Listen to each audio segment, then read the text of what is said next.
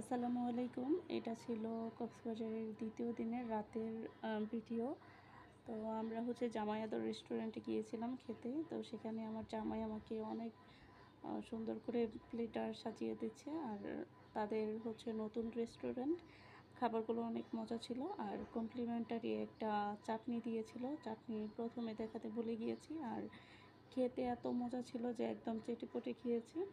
তারপর সেখান থেকে আমরা বিচের দিকে যাচ্ছিলাম। আর রাস্তায় যেই হকারগুলো ছিল সেখানে আমি এক একটা জিনিস দেখছিলাম। আর আমার হাজব্যান্ডকে বলছিলাম যে এটা কিনে দাও, ওইটা কিনে দাও, বাট একটাও কিনে দেয় নাই। কিন্তু আমার এই কাঁকড়া ব্যান্ডগুলো অনেক পছন্দ হয়েছিল, বাট দামে ঠিক হয়নি, এই জন্য আমি নেইনি।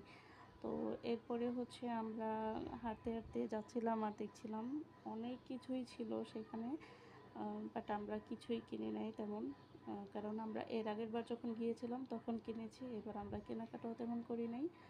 আর এই পাথরটা, সরি, এই শামুকটা অনেক হেভি ছিল, ভারী।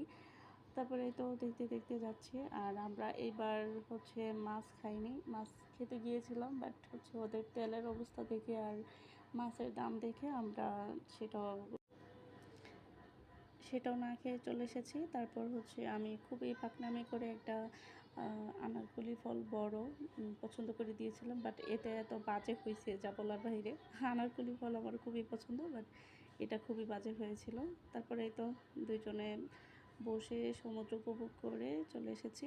বাই বাই, আল্লাহ হাফেজ। পরের দিনের ক্লিপগুলো কালকে শেয়ার করব।